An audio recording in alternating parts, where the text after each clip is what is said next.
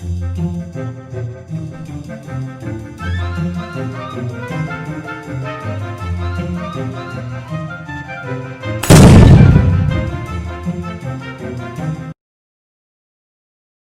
Students, आज हम शुरू कर रहे हैं प्लानिंग यूनिट 4 जो है हमारी एनसीईआरटी फर्स्ट बुक की। अब सबसे पहले हम समझते हैं मैनेजमेंट को हमने डिफाइन किया। Management is a process of, और उस प्रोसेस के अंदर जो फर्स्ट स्टेप है that is planning.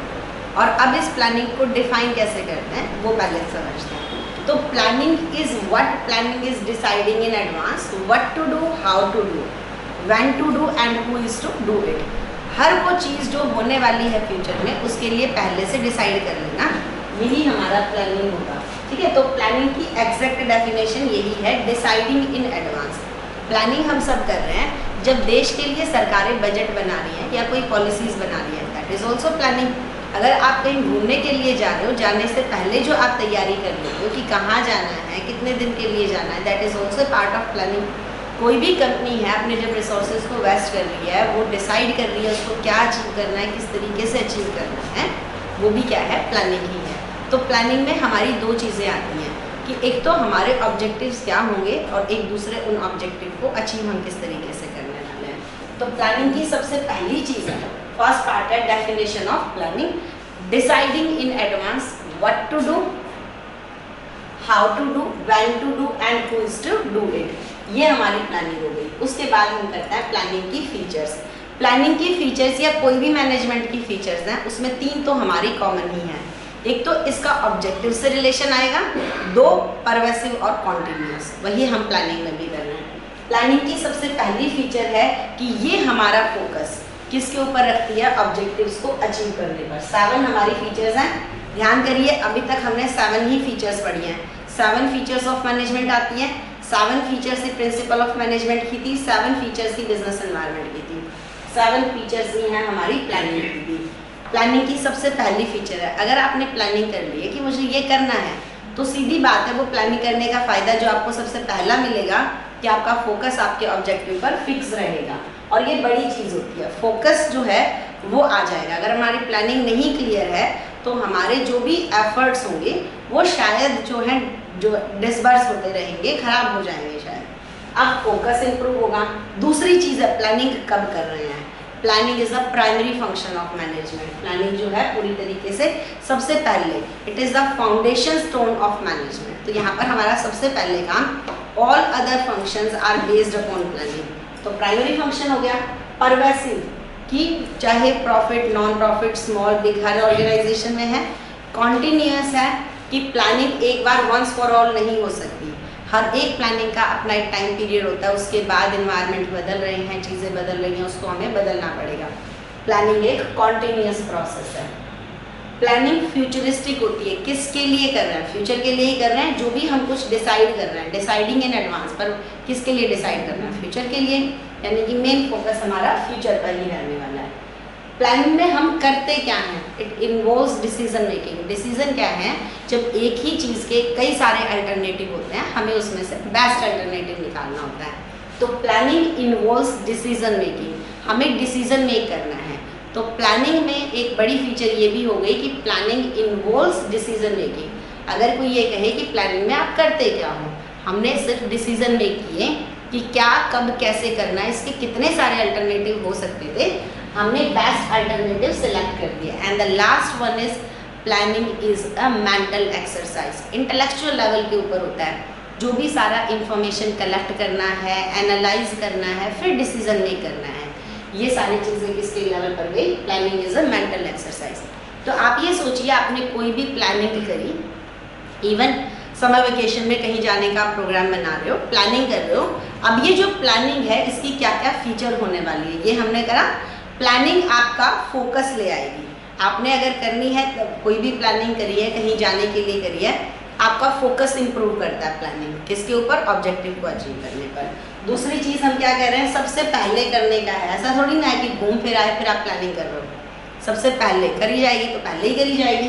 Primary function है, हर किसी लेवल पर होती है, कॉन्टीन्यूस चलने वाली चीज़ है, फ्यूचरिस्टिक है, डिसीजन मेकिंग इन्वॉल्व है और मेंटल एक्सरसाइज है। ये हमारा सबसे पहला टॉपिक है प्लानिंग की फीचर्स। उसके बाद है हम प्लानिंग क्यों ठीक है, इसके बारे में 2 कोट दी गई है। If a manager fails to plan he plans to fail. अगर एक मैनेजर प्लान करने में फेल हो जाता है तो उसकी फेल होने की तैयारी, प्लानिंग अपने आप ही हो गई।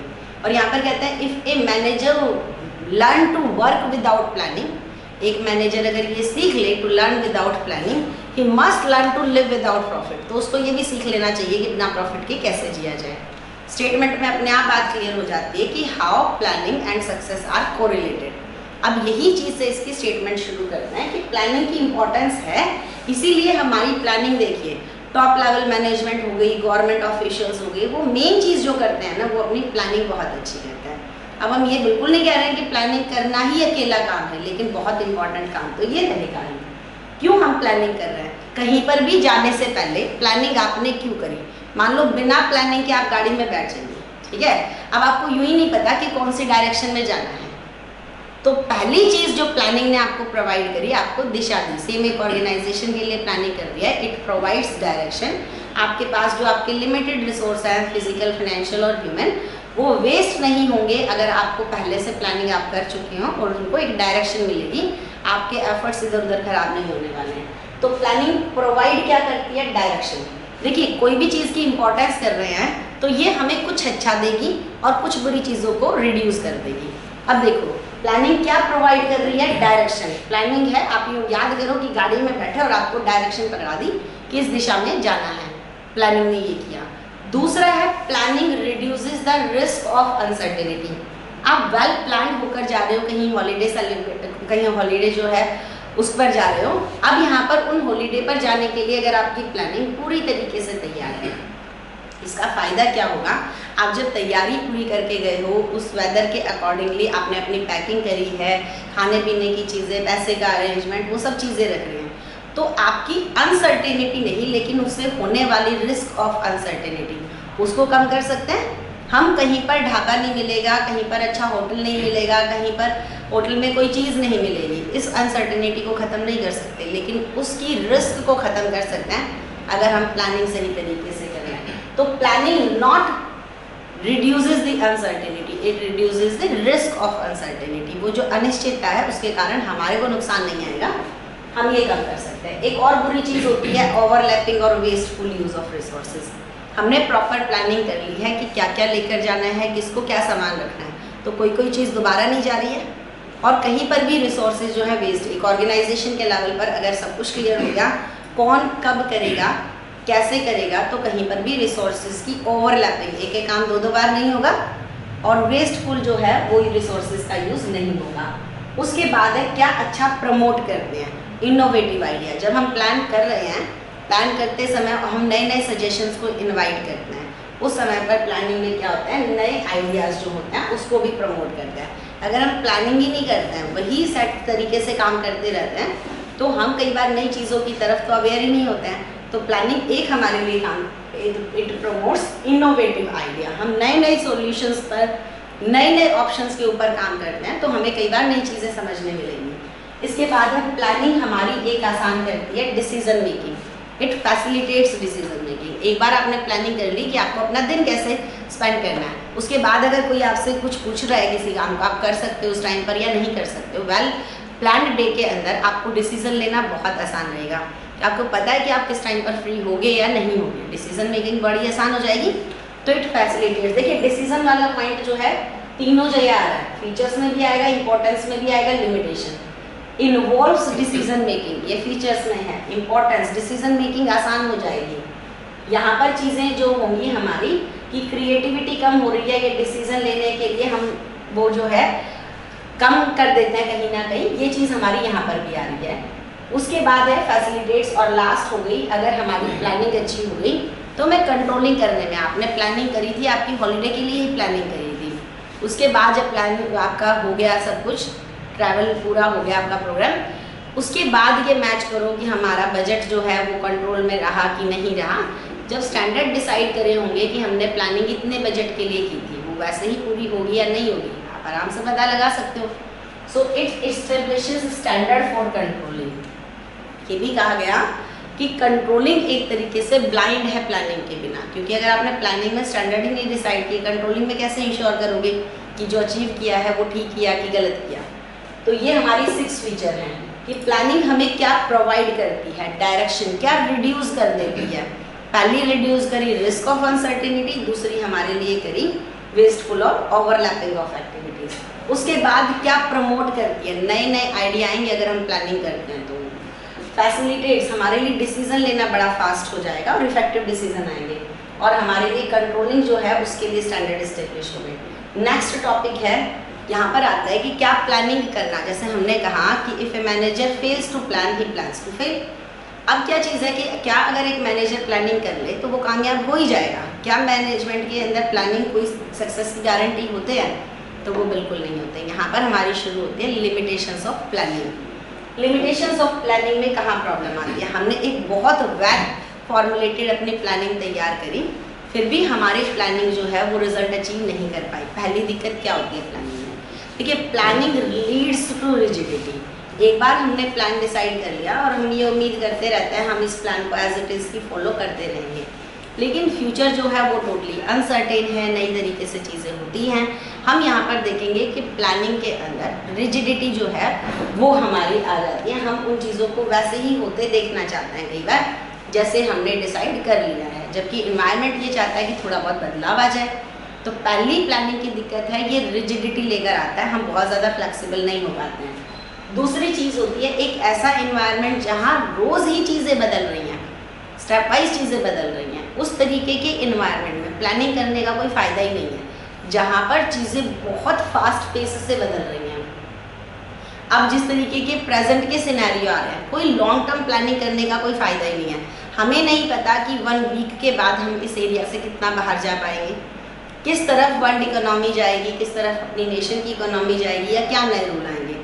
तो इसमें बहुत लॉन्ग टर्म प्लानिंग जो है करीब करीब जो है आपकी फेल होती जा रही है। तो may not work in a dynamic environment. Creativity reduce होती है। जो भी सुपीरियर हैं उन्होंने एक बार प्लानिंग डिसाइड कर ली, वो सबॉर्डिनेट को चाहता है वो उसको एज इट इज़ फॉलो करे, उसके लिए कोई नए सिरे से डिसीजन लेना मुश्किल हो जाता है। तो क्रिएटिविटी को रिड्यूस करना, क्या नया कुछ एक बार आपने डिसाइड कर लिया ये सेट फॉर्मेट है, जैसे प्लानिंग में ही हुआ, ये डिसाइड कर दिया कि चिप्स के लिए रेसिपी डिज़ाइन हो गई कि यही डिसाइड होने वाली है, यही रेसिपी होगी। हो सकता है किसी के पास उससे बेटर कोई तरीका हो उस प्रोडक्ट को बनाने का, लेकिन प्लानिंग ये कहती है कि नहीं आप इसको इसी तरीके से करोगे। एक बार मार्केटिंग पॉलिसी फाइनल होगी, इस तरीके से एडवर्टीजमेंट करना आप वैसे ही कर रहे हो सकता है जो एडवर्टीजमेंट में सेल्स पर्सन है उसके पास कोई बेटर आइडिया हो, लेकिन अब आप उसको कंसिडर नहीं करोगे क्योंकि एक बार प्लान बनने से पहले, देखिए प्लान बनने से पहले इनोवेटिव आइडिया आ रहे हैं, प्लान बनते समय आ रहे हैं, लेकिन एक बार प्लान बन जाए हम उसके बाद नए आइडियाज़ को कंसिडर करने से बचते हैं। क्रिएटिविटी रिड्यूस होती है।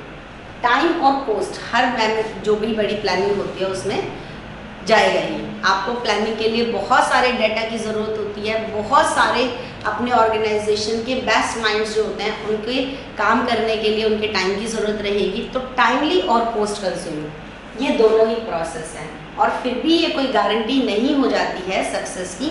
उसकी रीज़न यही है कि चेंज सर्कमस्टांसिस की बात कह लो या पुअर इम्प्लीमेंटेशन की बात कह लो, और इतना ज़्यादा सपोर्ट ना आने की बात कह लो, तो प्लानिंग जो है अपने रिजल्ट जो है पूरे नहीं भी कर पाएगी, ऐसा भी होगा। तो यहाँ पर कहते हैं कि प्लानिंग के सारे हम जब कहते हैं कि ट्राइड एंड टेस्टेड तरीके से ही हमने सोचा कि ये काम इसी तरीके से चलते रहेंगे, लेकिन अगर हमारी अजम्पशंस रॉन्ग चली जाती हैं तभी भी हमारी प्लानिंग का कोई मतलब नहीं रह जाएगा। तो कितनी भी अच्छी प्लानिंग क्यों ना हो जाए, ये एक बहुत इंपॉर्टेंट टूल है सक्सेस का, लेकिन ये एक ओनली टूल नहीं है कि ये आ गया तो फिर आपकी सक्सेस इंश्योर हो जाती है। So planning do not guarantee success. तो ये हमारी 7 फीचर्स हैं, 6 इंपॉर्टेंट हैं, 6 ही लिमिटेशंस हैं। ठीक है, 2 इसकी लिमिटेशंस बिल्कुल सिंपल से करके देखते हैं कि प्लानिंग के नुकसान क्या हैं। सबसे आसान से करते हैं कि ना तो ये गारंटी देती है सक्सेस की और टाइम और कॉस्ट पूरा लग रहा है।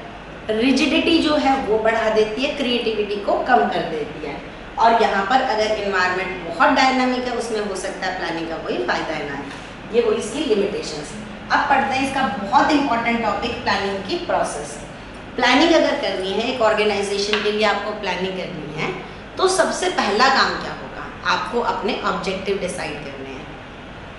तो ऑब्जेक्टिव डिसाइड करने हैं और जितना प्रिसाइजली ब्रीफली और क्लियरली आप अपने ऑब्जेक्टिव्स को डिफाइन करते हो, उतना ही उन प्लानिंग को एग्जीक्यूट करने के लिए आपको आसानी होगी, उतनी ही सक्सेस जो है प्लानिंग के ज़्यादा क्लोजर आ जाएगी। अब यहाँ पर ऑब्जेक्टिव कैसे होने चाहिए, ऑब्जेक्टिव के बारे में एक छोटी सी की होती है, ऑब्जेक्टिव शुड बी स्मार्ट। ठीक है, स्मार्ट क्या है, सस्टेनेबल होने चाहिए आपके, ठीक है, क्लियरली डिफाइन होने चाहिए। रोज रोज जिन चीज़ों को स्ट्रिक्ट सस्टेनेबल, आप जिस चीज़ को कि आज आपको लग रहा है आपको सीए बनना है, कल लग रहा है एमबीए लग रहा है, परसों कह रहा है मुझे जर्नलिस्ट बनना है, आप हर बार इनको चेंज करते रहोगे तो शायद बहुत मुश्किल हो जाएगा आपके लिए अपने करियर गोल को अचीव करना। स्ट्रिक्ट और सस्टेनेबल ऑब्जेक्टिव होने चाहिए। उसके बाद है मेजरेबल होने चाहिए। आप ये नहीं कह सकते हमें सेल्स बढ़ानी है, कितने से बढ़ानी है, क्लियरली डिफाइन करिए इसको। उसके बाद है अचीवेबल येट चैलेंजिंग। हमें अचीवेबल तो रखना है ऑब्जेक्टिव को, लेकिन चैलेंजिंग भी रखना है। हमें ये नहीं है कि हम आसानी से 90 मार्क्स ले रखते हैं लेकिन हम टारगेट डिसाइड कर लें 70 का कि भी ये अचीवेबल है आराम से। वो टारगेट थोड़ी सेट किया जो आपकी परफॉर्मेंस को, ग्रोथ को कम कर देगी, क्या प्लानिंग करेगी। ऑब्जेक्टिव में क्या होना चाहिए, चैलेंज तो आना ही चाहिए, अचीवेबल येट चैलेंजिंग। रिलायबल, जिस पर आप भरोसा कर सको, आपकी टीम भरोसा कर सके। टाइम बाउंड और विद टॉलरेंस लिमिट, दो चीज़ें हैं। आपको अपने ऑब्जेक्टिव को किस टाइम तक आप पूरा कर लोगे और क्या टॉलरेंस लिमिट है, कितनी डेविएशन एक्सेप्टेबल होगी, इस तरीके की समझ के साथ आपको अपना ऑब्जेक्टिव प्रिपेयर करना है। सबसे पहला काम जो है जो आप करने वाले हो, और देखिए फीचर्स, इंपॉर्टेंस, लिमिटेशंस आपको पता ही है, पॉइंट्स आगे पीछे हो सकते हैं। प्रोसेस के पॉइंट बिल्कुल सिंक्रोनाइजेशन में सेम टाइम पॉइंट पे जाने चाहिए। तो सबसे पहले आपने अपना ऑब्जेक्टिव डिसाइड किया, ठीक है। उसके बाद है डेवलपिंग प्रेमिसेस। प्रेमिसेस क्या होती हैं, assumptions under which we are going to execute our plan. वो सारी की सारी जो अजम्पशंस हैं वो बिल्टअप करनी है, चाहे वो इंटरनल अजम्पशन है या एक्सटर्नल अजम्पशन है।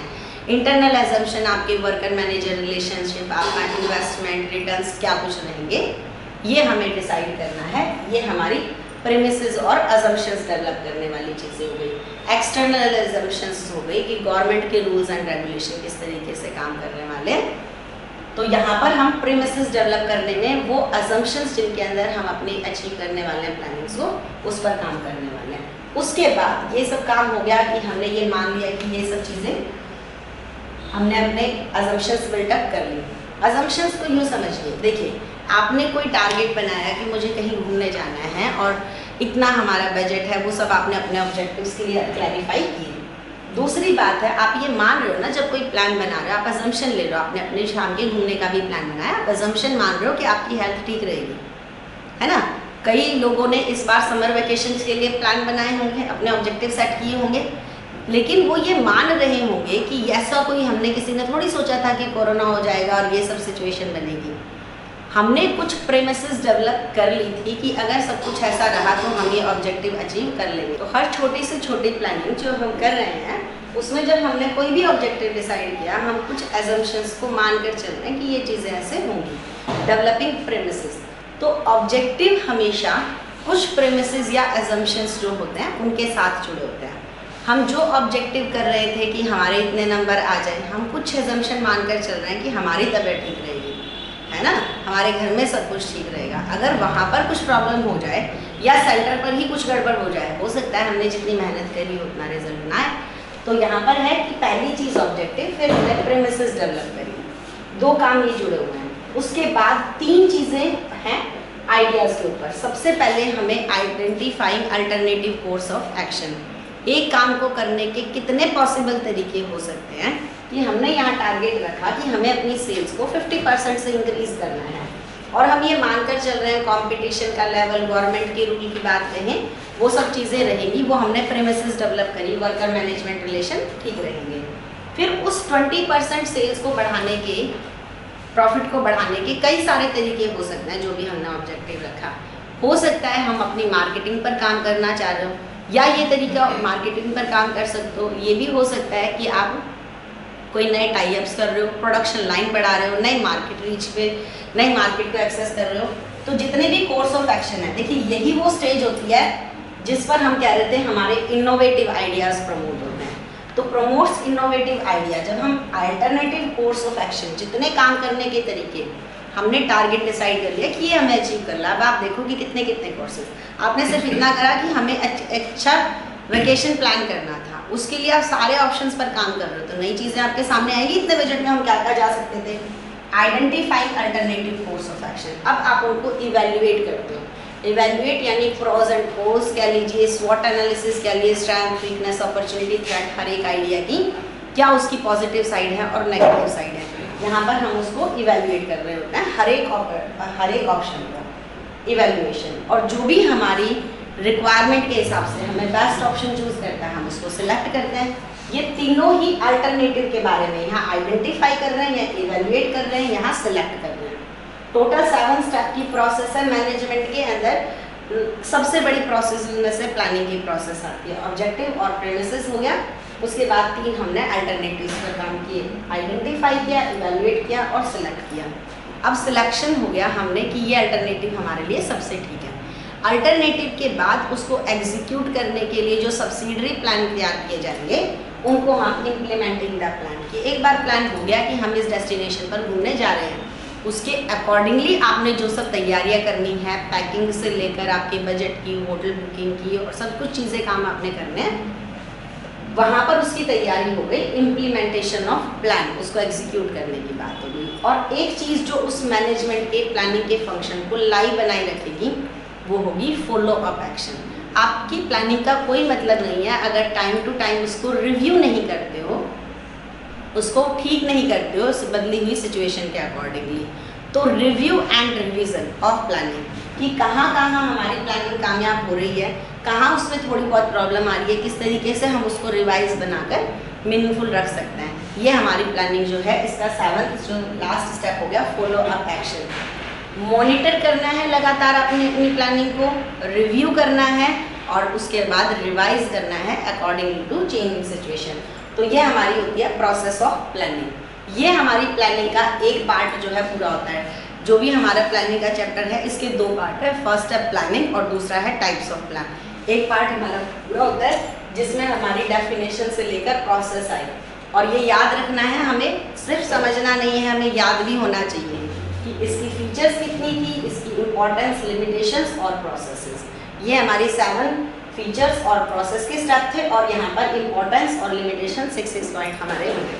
ठीक है, नेक्स्ट टॉपिक हमारा रहेगा वो है टाइप्स ऑफ प्लान। और ये ध्यान से समझिए, इस चैप्टर में, ये चैप्टर एक ही है लेकिन इसके 2 पार्ट हैं। पहला हमारा हो गया, सेकंड पार्ट है types of plan. Types of plan जो है वो सबसे पहले कि जितनी भी हमारी प्लान्स होती हैं वो अलग अलग टाइप की होती है। सिंगल यूज प्लान, जो रिपीटेड हमारे काम हो रहे हैं, ठीक है, उनके लिए जो हमने तैयार करी वो तो होती है हमारी स्टैंडिंग प्लान। और सिंगल यूज प्लान के टाइम जो 1 टाइम इवेंट्स होते हैं, एक बार हुआ, उसके लिए जो हमने जो रिपीटेड नेचर के नहीं है, उनके लिए जो हम प्लान तैयार करके चल रहे होते हैं वो है सिंगल यूज प्लान। ये एक बार के लिए तैयार काम आएंगे हमारे, उसके बाद ये चीज़ें काम में नहीं आ रही हैं। ये हमारी सिंगल यूज होगी। मैंने उलट बना दिया है। स्टैंडिंग प्लान जो है वो ये वाली हो जाएगी। पॉलिसीज और प्रोसीजर जो है ये हमारी स्टैंडिंग प्लान जो है ये रहेगी। अब सबसे पहले है प्लान जो है उसकी टाइप में आता है ऑब्जेक्टिव्स। ऑब्जेक्टिव एक्चुअल में ये डिफाइन करते हैं the place where management want to see its, जहाँ पर मैनेजमेंट खुद अपने आप को देखना चाहती है आने वाले समय में, वो जो चीज़ें क्लैरिफाई करते हैं वो हमारे होते हैं objectives. Objectives are the end result what we want to achieve with our given efforts resources, वो हमारे ऑब्जेक्टिव्स होंगे। तो ऑब्जेक्टिव सबसे बेसिक होते हैं जो कि एंड ऑफ मैनेजमेंट, अंतिम उद्देश्य जो है मैनेजमेंट के, वो डिफाइन करता है। मैनेजमेंट के ऑब्जेक्टिव के बारे में हम पहले पढ़ चुके हैं। They must be smart, strict होने चाहिए, मेजरेबल होने चाहिए, अचीवेबल येट चैलेंजिंग होने चाहिए, रिलायबल होने चाहिए और टाइम बाउंड और विद टॉलरेंस लिमिट डिफाइन होने चाहिए। ये रहा ऑब्जेक्टिव्स के बारे में। इसके बाद आती है स्ट्रेटजीज की बारी आती है। ऑब्जेक्टिव में हमने ये कि हम क्या अचीव करना चाहते हैं, हम उन गोल्स को हम किस तरीके से अचीव करना चाहेंगे। जो हमारी यहाँ पर बात आती है कि फ्यूचर डिसीजन जो भी हमारे हमने लिए फ्यूचर के लिए, ये भी फ्यूचर में ही कर रहे हैं हम स्ट्रेटेजी में हम ये डिफाइन करेंगे क्या स्कोप रहेगा, क्या तरीका रहेगा उन सबको अचीव करने के लिए। यहाँ पर हम और ज़्यादा क्लियरली डिफाइन करने वाले हैं कि हम अपने ऑब्जेक्टिव्स को किस तरीके से पूरा करने वाले हैं। तो इनको कहा ब्रॉड कंटूर्स ऑफ मैनेजमेंट। 3 चीज़ें हम यहाँ पर करते हैं। हमारे ऑब्जेक्टिव क्या है, हम अपने रिसोर्सेज को किस तरीके से एलोकेट करेंगे अपने ऑब्जेक्टिव्स को पूरा करने में, क्या हमारा पर्टिकुलर कोर्स ऑफ एक्शन रहेगा, ये हम स्ट्रेटेजीज में डिसाइड करने वाले हैं। स्ट्रेटेजीज में हम क्लियरली ये बताते हैं कि हम अपने ऑब्जेक्टिव्स को किस तरीके से अपने गिवन रिसोर्सेज की हेल्प से पूरा करेंगे। स्ट्रेटेजी जो वर्ड आया है वो आया है आपके वॉरफील्ड से, युद्ध क्षेत्र से। रणनीति, जहाँ पर आप अपने रिसोर्सेज कॉम्पिटिटर्स, जहाँ पर नॉर्मली केस स्टडी में दिया होगा कॉम्पिटिटर ने ऐसा किया या कंपटीशन को ओवरकम करने के लिए हमने ये किया, नॉर्मली टाइप्स ऑफ प्लान वो स्ट्रेटेजी ही जाएगी। जहाँ पर कॉम्प्रिहेंसिव प्लान बोला गया स्ट्रेटेजी को, क्योंकि इसमें आप अपने ऑब्जेक्टिव, अपने रिसोर्सेज और कंपटीशन की पोजीशन, इन तीनों चीज़ों को ध्यान में रखकर काम कर रहे होंगे, तो ये स्ट्रेटेजी है।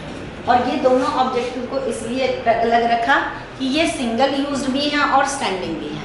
तो ये हमारी सिंगल यूज्ड और स्टैंडिंग जो है ये दोनों की कैटेगरी में जाता है। तो ये हमारे हो गए ऑब्जेक्टिव, जहाँ पर हम क्लियरली डिसाइड करते हैं कि मैनेजमेंट जो है अचीव क्या करना चाहती है, अपने आप को कहाँ देखना चाहती है और किस तरीके से हम उन ऑब्जेक्टिव को पूरा करने वाले हैं, ये आएगा स्टैंडिंग। ये हमारे स्टैंडिंग प्लानिंग हो गए। सबसे पहले है पॉलिसी। देखिए, स्टैंडिंग प्लान बनाए ही इसलिए जाते हैं ताकि रिपीटेड और रूटीन नेचर के काम हो, उनमें यूनिफॉर्मिटी और स्मूथनेस बनी रहे, आपको रोज रोज उन चीज़ों को बदलने ना पड़े और एक सिंक्रोनाइजेशन, एक कंसिस्टेंसी ऑर्गेनाइजेशन के ऑपरेशन में बनी रहे। सबसे पहले पॉलिसीज क्या है, जर्नल स्टेटमेंट और general guidelines that are issued by superior for subordinate. Superior ने इशू करी सबऑर्डिनेट को, और जो रूटीन नेचर के काम है हम उनके लिए पॉलिसी बना देते हैं कि ये हमारी पॉलिसीज़ जितनी भी हैं, एक बार बनने के बाद हम ये उम्मीद करते हैं कि ये काफ़ी लंबे समय तक ये ऐसे ही काम करती रहेंगी। हमारा ऑर्गेनाइजेशन जो है वो चेक से ही पेमेंट ले रहा है, यहाँ पर ये पॉलिसी हो सकती है। या किसी ऑर्गेनाइजेशन के अंदर 20% सीट्स जो है वो आपने रिजर्व रखी हुई हैं किसी एक सेगमेंट के लिए, या इतने % से कम वाले बच्चों के आप एडमिशन नहीं देते हो किसी कॉलेज के लेवल पर, ये पॉलिसी हो सकती है। कोई ऑर्गेनाइजेशन अपनी रिक्रूटमेंट पॉलिसी बना सकता है कि 2 साल से कम एक्सपीरियंस वालों को आप नहीं रिक्रूट करते हो। तो ये सब चीज़ें होती है पॉलिसीज़, जर्नल गाइडलाइंस हैं, जहाँ पर ये सुपीरियर बना रहे हैं सबऑर्डिनेट के और एक ऑर्गेनाइजेशन के काम में यूनिफॉर्मिटी रहे उसके लिए। तो जर्नल स्टेटमेंट और जर्नल गाइडलाइंस, नॉर्मली यही वर्ड आता है, general guidelines issued by superior to subordinate, और ये किस लिए, ब्रिंग यूनिफॉर्मिटी के लिए होती हैं। ये हो गई policies. Procedure, sequence of doing a thing, कोई भी काम को करने का एग्जैक्ट सीक्वेंस क्या रहेगा कि आपको अगर पैसा ही, अपने क्रेडिटर्स जो हैं उनसे पैसा ही लेना है, तो पैसे को लेने का क्या हमारा प्रोसीजर रहेगा, सीक्वेंस रहेगा। क्या पहले उनको कॉल कर रहे हो, फिर उसके बाद लेटर लिख रहे हो, लीगल लेटर है दोबारा जा रहा है, थर्ड लेवल पर आप उनको क्या होता है चैलेंज कर देते हो कोर्ट के अंदर ही। ये जो तरीके रहेंगे, कोई भी सीक्वेंस प्रोसीजर हो सकता है। रिक्रूटमेंट जो है उसका तरीका हो सकता है, उसकी प्रोसीजर हो सकती है कि फर्स्ट स्टेप पे आप फॉर्म फिल करवा रहे हो, सेकंड स्टेप पे एक छोटा सा इंटरव्यू रखा गया, थर्ड स्टेप पर थोड़ा सा इंटेंस रिटन टेस्ट होता है, फिर उसके लेवल पर एक हाई डेफ लेवल का इंटरव्यू रखा जाता है। तो प्रोसीजर है सिंपल, एक sequence of doing a task. तो क्या कुछ सीक्वेंस रहेगा, मेथड में आ जाता है एग्जैक्ट मैनर में, किस तरीके से हम उस काम को करने वाले हैं। काम को करने के कई सारे तरीके होते हैं, हम अपने काम को कौन से तरीके से करेंगे आगे, मेथड में हम वो डिसाइड करते हैं। Exact manner of doing a task, किसी भी पूरे के पूरे प्रोसीजर के अंदर हम सीक्वेंस डिसाइड कर रहे हैं, मेथड के अंदर एग्जैक्टली हम डिसाइड कर देते हैं कि काम को हम कौन से तरीके से करने वाले हैं। रूल सबसे रिजिड प्लान बोले गए हैं जिसके अंदर हम ये डिसाइड करते हैं what to do and what not to do, जिसमें हम डूज और डोंट्स को बिल्कुल क्लियरली डिफाइन करते हैं, वो रूल होता है। अकेले प्लानिंग मानी गई है जिसको पनिशेबल माना गया है वायलेट करना, कि इसको अगर वायलेट करते हो, इसके सिवाय तो ऑब्जेक्टिव को भी अगर आपने नहीं फॉलो किया, आपको सिर्फ बताना पड़ेगा क्यों नहीं किया, लेकिन रूल ऐसा है जो डिसिप्लिन इंश्योर करने के लिए हम लेकर आते हैं, और यहाँ पर किसी भी तरीके के डेविएशंस जो हैं एक्सेप्टेबल नहीं माने जाते। ये हमारा रूल हो गया, और ये स्टैंडिंग प्लानिंग में है। स्मूथनेस, इंटरनल मैनेजमेंट के अंदर एक तरीके से हम कहें, इंटरनल मैनेजमेंट के अंदर कोऑर्डिनेशन बनाए रखने के लिए, स्मूथनेस बनाए रखने के लिए अकॉर्डिंग ये जो बनाने के लिए हमने प्लानिंग बनाई, ये हमारी हो गई स्टैंडिंग, पॉलिसीज, प्रोसीजर, मेथड और रूल। और लास्ट है हमारे प्रोग्राम्स और बजट। प्रोग्राम्स और बजट जो है दोनों है सिंगल यूज आते हैं। प्रोग्राम्स और बजट की बात होती है। प्रोग्राम क्या है? एक डिटेल्ड लेआउट, किसी एक स्पेसिफिक काम को करने के लिए एक जो डिटेल्ड आउटलुक आपने तैयार किया कि हम यहाँ पर कह दें आपके स्कूल का एनुअल फंक्शन है, दैट इज द प्रोग्राम। अब उस प्रोग्राम के लिए जो आपने पूरा ऑब्जेक्टिव, स्ट्रेटेजी, उस दिन का टाइम टेबल हो गया, बजट हो गया, वो सब कुछ बनाया वो उस प्रोग्राम में। और जैसे ही वो इवेंट कंप्लीट होता है उसके बाद उसका कोई मतलब नहीं है। एक ट्रेनिंग सेशन ऑर्गेनाइजेशन के अंदर हमें अरेंज करना था, वहाँ पर जो उसके लिए सारी तैयारियाँ हुई, उस इवेंट के ख़त्म होने पर उनका कोई रोल नहीं है। ये हमारा कोई आएगा प्रोग्राम के अंदर। एक डिटेल्ड प्लान है और वो एक ही गिवन ऑब्जेक्टिव को पूरा करने के लिए शॉर्ट टर्म में एक स्पेसिफिक इवेंट के लिए बनाया गया है प्रोग्राम। और जब हम इस शॉर्ट टर्म प्लान के लिए ही उसको न्यूमेरिकली एक्सप्रेस्ड कर देते हैं, बजट हो गया। Numerical expression of your plan, that is called budget. ये हमारा बजट हो गया जिसके अंदर हम न्यूमेरिकली, देखिए कुछ कीवर्ड हैं, ब्रॉड कंटूर्स ऑफ ऑर्गेनाइजेशन, वो बोला जाता है स्ट्रेटेजीज को।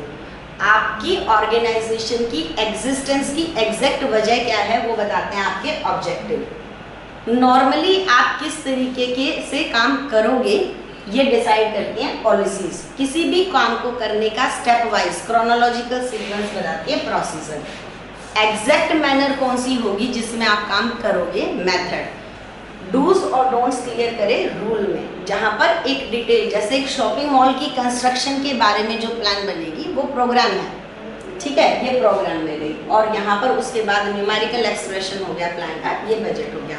ये हमारा टॉपिक आज का प्लानिंग का जो है पूरा हो जाता है। मैं कह रही हूँ 3 यूनिट आपको बिल्कुल बहुत अच्छे तरीके से करनी चाहिए पूरी मैनेजमेंट की बुक में, अगर आपकी बहुत कम तैयारी भी है तो, ठीक है। देखिए नॉर्मली वीडियो के कोर्सेज जो हम बना रहे हैं सबकी हेल्प के लिए, लेकिन मेनली उनके जिन्होंने थोड़ा सा कम पढ़ा है उनकी ज़रूर इससे हेल्प होगी। 3 यूनिट जो आपको बहुत ध्यान से करनी चाहिए, जिसमें सबसे ज़्यादा आ रहा है बिजनेस एनवायरनमेंट, प्लानिंग और कंट्रोलिंग। इन तीनों यूनिट के अगर हम साइज वाइज भी देखें तो बाकी यूनिट से बहुत कम है, और इसमें क्वेश्चन भी तीनों में से लॉन्ग आंसर क्वेश्चन आ रहा है। तो आज के लिए अब हम शुरू करते हैं केस स्टडीज। तो कर रहे हैं प्लानिंग की केस स्टडीज। सबसे पहले वही मैं क्वेश्चन से पढ़ रही हूँ, ऊपर से नहीं पढ़ते हैं। Identify the type of one of the function of planning, function of management mentioned above which will help the company to acquire dominant position. देखिए इन्होंने वन ऑफ द फंक्शन नहीं पूछा है, type of one of the functions.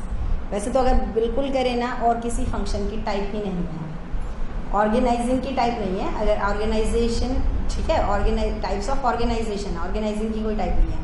अकेला function जिसकी types है ना वो प्लानिंग है, ठीक है, अगर हम इतना भी करके करें तो। अब देखिए इसमें कौन से टाइप निकल कर आते हैं। प्लानिंग की हमने टाइप पढ़ी हैं, काफ़ी सारी हैं, ऑब्जेक्टिव, स्ट्रेटेजीज, प्लानिंग, पॉलिसीज। देखिए अब कौन सी हैं।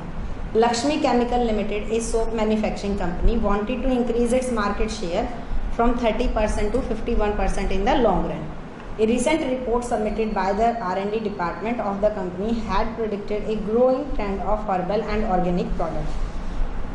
On the basis of this report, the company decided to diversify into new variety of soaps with natural, ठीक है, ingredient having benefits and fragrances of jasmine, rose mogra, lemongrass, green apple energy, strawberry. The unique selling proposition was to promote eco-friendly living in the contemporary lifestyle. Company decided to allocate 30 crore. देखिए हमें कैसे पता चला कि ये वाली case study है? Simple सी चीज़ है, इन्होंने ऑब्जेक्टिव बताया, फिर स्टडी करी कि हमें इसको करना कैसे है और रिसोर्सेज को एलोकेट किया। तो जब ये सारे काम हो, हम अपनी पोजीशनिंग, कंपटीशन, ऑब्जेक्टिव को ध्यान में रख कर लें, ये होती है स्ट्रेटजी। तो ये आएगी, स्ट्रेटजी आएगी। नेक्स्ट केस स्टडी है, इसमें ये पूछा है the above para describe one of the limitation of planning function. तो प्लानिंग की कोई लिमिटेशन है वो आएगी, देखते हैं। Rahul a worker is given a target of assembling 2 computers per day. Due to his habit of doing things differently, an idea struck him which would not only reduce the assembling line of computers but would also reduce the cost of production of the computers.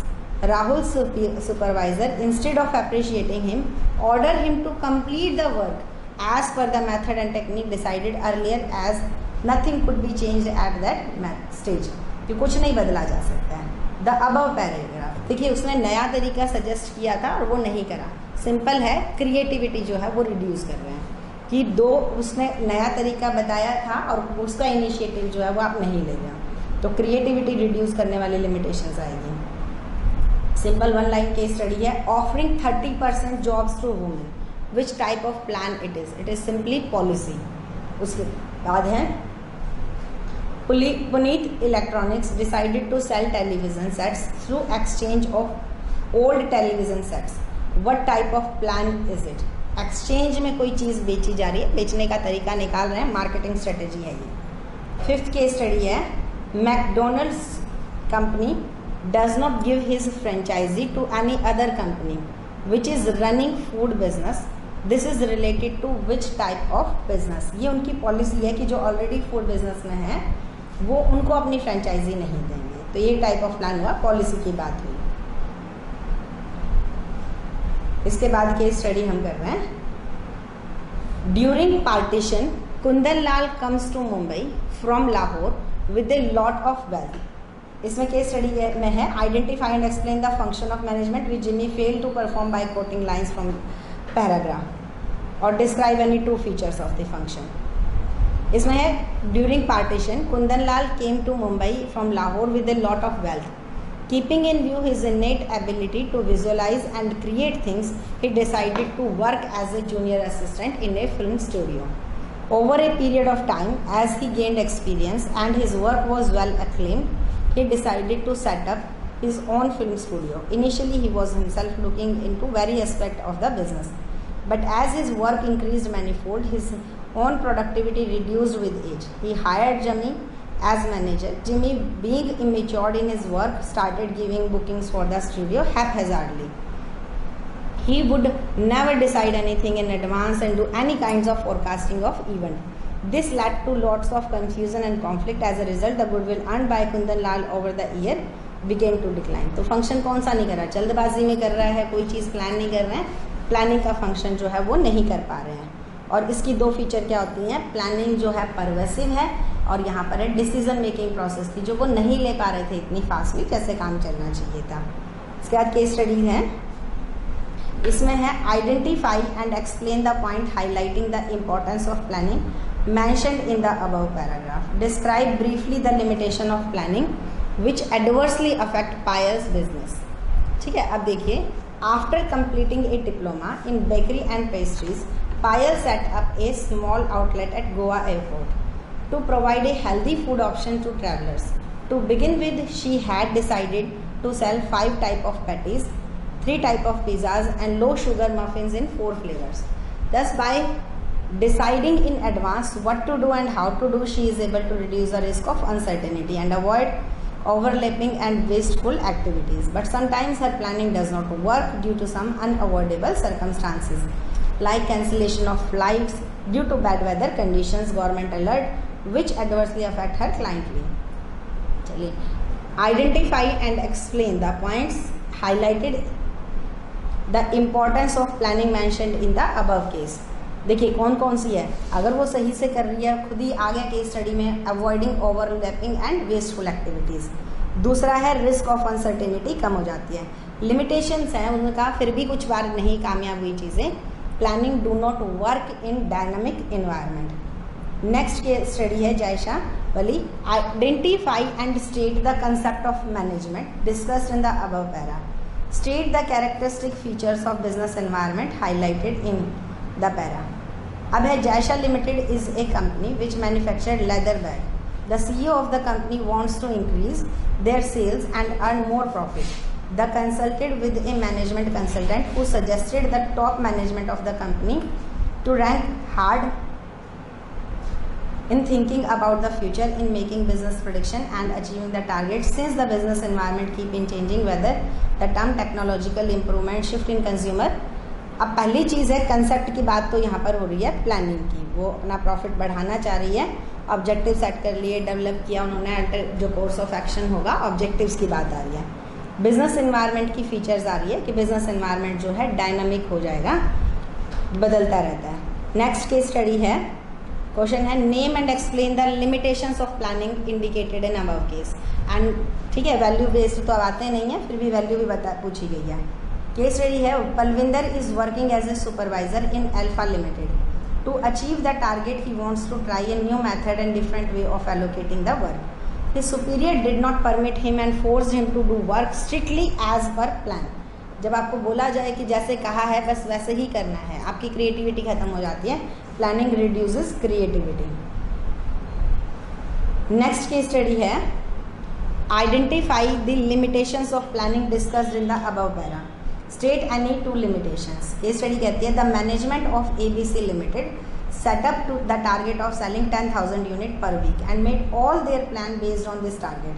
But due to changes in technology adopted by competitor which reduced their cost, the ABC Limited could not achieve their target.